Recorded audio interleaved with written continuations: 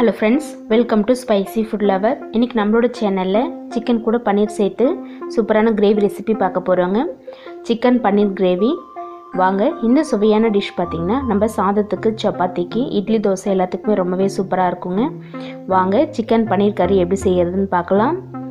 இன்றைக்கி சிக்கன் பன்னீர் கிரேவி செய்கிறதுக்கு ஒரு பேக்கெட் பன்னீர் எடுத்திருக்கேங்க. மில்கி மிஸ்டில் எடுத்திருக்கேன். இது நம்மளுக்கு வந்து க்யூப்ஸாகவே கொடுத்துருக்காங்க. நம்ம பன்னீரை கட் பண்ணணுன்னு அவசியம் இல்லைங்க. பேக்கை பிரித்து அப்படியே யூஸ் பண்ணிக்கலாம். 200 கிராம் அளவு இருக்குங்க. பன்னீர் ரெடியாக இருக்குது. இப்போ நம்ம கிரேவி செய்யலாம். வாங்க, ஸ்டவ் ஆன் பண்ணிவிட்டு ஒரு கடாய் வச்சுக்கலாம். இதில் 150 கிராம் அளவுக்கு எண்ணெய் சேர்த்துக்கலாம். எண்ணெய் சூடாகட்டும். அடுத்துதான் அரை ஸ்பூன் அளவுக்கு சோம்பு சேர்த்துக்கலாம். சோம்பு நல்லா பொரிஞ்சதுக்கப்புறமா ஒரு 2 பிரிஞ்சி இலை, ஒரு துண்டு பட்டை இது கூடவே சேர்த்துக்கலாம். அடுத்ததான் நீல வாக்குன கட் பண்ண 3 பெரிய வெங்காயம் சேர்த்துக்கலாம். நல்லா நீளமாக கட் பண்ணிக்கோங்க. ஆனியன் சேர்த்துட்டு நல்லா மெதுவாக வதக்கி விட்டுக்கலாம். ஒரு 2 நிமிஷம் போல் வெங்காயம் நல்லா வதங்கட்டும். அதுக்கப்புறமா இது கூடவே ஒரு ஸ்பூன் அளவுக்கு இஞ்சி பூண்டு பேஸ்ட்டு சேர்த்துக்கலாம். சேர்த்துட்டு அதோட பச்சை வாசனை போகிற அளவுக்கு மெதுவாக வதக்கி விட்டுக்குங்க. இஞ்சி பூண்டு ஒரு 2 நிமிஷம் போல் வதங்கினதுக்கப்புறமா ஒரு கைப்பிடி அளவு கருவேப்பிலை சேர்த்துக்கலாம். சேர்த்துட்டு ஒரு தடவை கலந்து விட்டுக்கலாம். அடுத்து பார்த்திங்கன்னா சின்ன வெங்காய பேஸ்ட்டு சேர்த்துக்கலாம். ஒரு 15 சின்ன வெங்காயத்தை அரைச்சி விழுதாக எடுத்துருக்கேங்க. இந்த சின்ன வெங்காய பேஸ்ட்டு சேர்த்துட்டு இதோட பச்சை வாசனை போயிட்டு நல்லா வதக்கி வைக்கலாம். இதையும் சின்ன வெங்காய பேஸ்ட்டு சேர்த்தோன்னா நம்மளுடைய கிரேவி பார்த்திங்கன்னா நல்ல ஒரு திக்னஸ் கொடுக்குங்க. இதை எண்ணெய் பிரிஞ்சு வர அளவுக்கு வதக்கிக்கலாம். அப்பப்போ கலந்து விட்டுட்டே இருங்க. பாருங்கள், நல்ல நிறம் மாதிரி வந்திருக்கு. கைவிடாமல் நல்லா கலந்து விட்டுக்கலாம். அடுத்ததான் இது கூடவே தக்காளி விழுது சேர்த்துக்கலாம். 2 தக்காளி பழம் அரைச்சி எடுத்துருக்குங்க. இந்த தக்காளி பழத்தையும் சேர்த்துக்கலாம். சேர்த்துட்டு எல்லாத்தையுமே நல்லா கலந்து விட்டுட்டு தக்காளியும் பார்த்திங்கன்னா நல்லா சுருளை வதங்கணுங்க. நம்ம சேர்த்து பேஸ்ட்டு ஒரு 5 நிமிஷம் அப்படியே வதங்கட்டும். நல்லா இது போல் சுருளை வதங்கியிருக்கு பாருங்கள். இந்த ஸ்டேஜில் நல்லா வதக்குனா தான் நம்மளோட கிரேவி வந்து டேஸ்ட் நல்லா வரும். அப்பப்போ இது போல் கலந்து விட்டுட்டே இருங்க, இல்லைன்னா அடிப்பிடிக்கும். அடுத்ததான் கிரேவிக்கு தேவையான அளவு மிளகாய்த்தூள், குழம்பு மிளகாய்த்தூள் 2 ஸ்பூன் சேர்த்துக்கலாம். சிக்கன் மசாலா தூள் 1 ஸ்பூன் அளவு சேர்த்துக்கலாம். அடுத்து ரெட் சில்லி பவுடர் 1/2 ஸ்பூன் அளவு சேர்த்துக்கலாம். 1 டீஸ்பூன் மஞ்சள் தூள் இது கூடவே சேர்த்துட்டு இது எல்லாத்தையும் இப்போ நம்ம நல்லா ஒரு தடவை மிக்ஸ் பண்ணி விட்டுக்கலாம். நல்லா மிக்ஸ் பண்ணி விடுங்க. அடுத்ததான் நம்ம வாஷ் பண்ணி எடுத்து வச்சுருக்கிற 1 கிலோ சிக்கன் சேர்த்துக்கலாம்.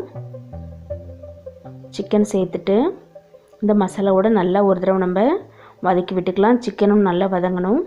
ஒரு பொருள் நல்லா வதங்கும் போது நம்மளுக்கு அந்த டேஸ்ட் வரும். இந்த வெங்காயம் தக்காளி பேஸ்ட்டு மசாலாவோட சிக்கனை நல்லா வதக்கி விட்டுக்கலாம். நல்லா வதக்கி விட்டுட்டு சிக்கனுக்கு தேவையான அளவு உப்பு சேர்த்துக்கலாம். ஒரு 1.5 ஸ்பூன் அளவு கல் உப்பு சேர்த்துட்டு உப்பு நல்லா மிக்ஸ் ஆகுற மாதிரி நல்லா கலந்து விடுங்க. ஒரு தடவை கலந்து விட்டுட்டு ஒரு தட்டு போட்டு அப்படியே மூடிடலாம். வதங்கணும். ஒரு 4 நிமிஷம் போல் வதக்கிக்கலாம்.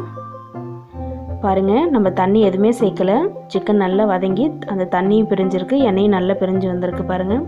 இதிலே பார்த்திங்கன்னா சிக்கன் பாதி அளவு வெந்துடும். இப்போ நம்ம தண்ணி கம்மியாக சேர்த்தாலே போதும்.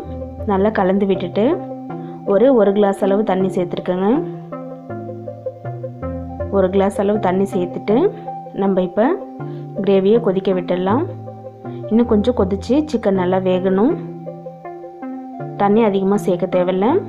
நம்ம சேர்த்து சின்ன வெங்காயம் தக்காளி பேஸ்ட்டு இதுக்கு நல்லா திக்னஸ் கொடுக்கும். நல்லா கொதிச்சிட்ருக்கு பாருங்கள். நல்லா கலந்து விட்டுட்டு இன்னும் ஒரு 5 நிமிஷம் போல் நல்லா கொதிக்கட்டும். எண்ணெய் பிரிஞ்சு நல்லா வர ஆரம்பிக்கும். கொஞ்சமாக கைப்பிடி அளவுக்கு மல்லித்தழை தூவிடலாம். வாசனை சூப்பராக இருக்கும்.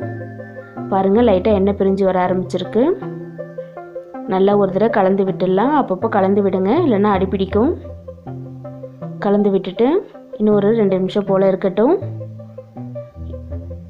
இப்போது நம்ம பன்னீர் வந்து ரெடியாக இருக்குது. அடுத்ததாக இப்போ நம்ம இது போல் நல்ல எண்ணெய் பிரிஞ்சு வந்ததுக்கப்புறமா பன்னீர் சேர்த்துக்கலாம். கடைசியாக தாங்க பன்னீர் சேர்க்கணும், இல்லைன்னா கரைஞ்சி போயிடும். சிக்கன் நல்லா வெந்ததுக்கப்புறம் பன்னீர் சேர்த்துட்டு மெதுவாக ஒரு தடவை கலந்து விட்டுக்கலாம். கலந்து விட்டுட்டு அடுப்பு நல்லா குறைச்சி வச்சுட்டு ஒரு பிளேட் போட்டு மூடிடுங்க. அடுப்பு நல்லா சிம்மில் இருக்கணும். 5 நிமிஷம் பன்னீர் அப்படியே இருக்கும்போது சிக்கனோட ஃப்ளேவர் ஃபுல்லாக பன்னீரில் நல்லா இறங்கிடுங்க. அப்போ தான் டேஸ்ட்டு சூப்பராக இருக்கும். கலந்து விட்டுட்டு நம்ம மூடி வச்சிடலாம். பாருங்கள், அடுத்த 5 நிமிஷம் கழித்து பன்னீர் எவ்வளோ சூப்பராக நல்லா எண்ணெய் பிரிஞ்சு மேலே வந்திருக்கு. சிக்கனோட சேர்த்து இந்த சிக்கனோட ஃபுல் ஃப்ளேவரும் பன்னீரில் இறங்கியிருக்கும். கொஞ்சமாக மல்லித்தழை தூவிட்டு நம்ம ஸ்டவ் ஆஃப் பண்ணிட வேண்டியது தாங்க. நம்மளுடைய சுவையான சிக்கன் பன்னீர் கறி சூப்பராக ரெடி ஆகிடுச்சு. நம்ம சாதத்துக்கு சப்பாத்திக்கெலாம் சூப்பராக இருக்குங்க. இதே மாதிரி நீங்களும் செஞ்சு பார்த்துட்டு கமெண்ட் பண்ணுங்கள் ஃப்ரெண்ட்ஸ். இந்த வீடியோ பிடிச்சிருந்துன்னா மறக்காமல் லைக் பண்ணுங்கள். நம்ம சேனலை சப்ஸ்கிரைப் பண்ணிவிட்டு பாருங்கள்.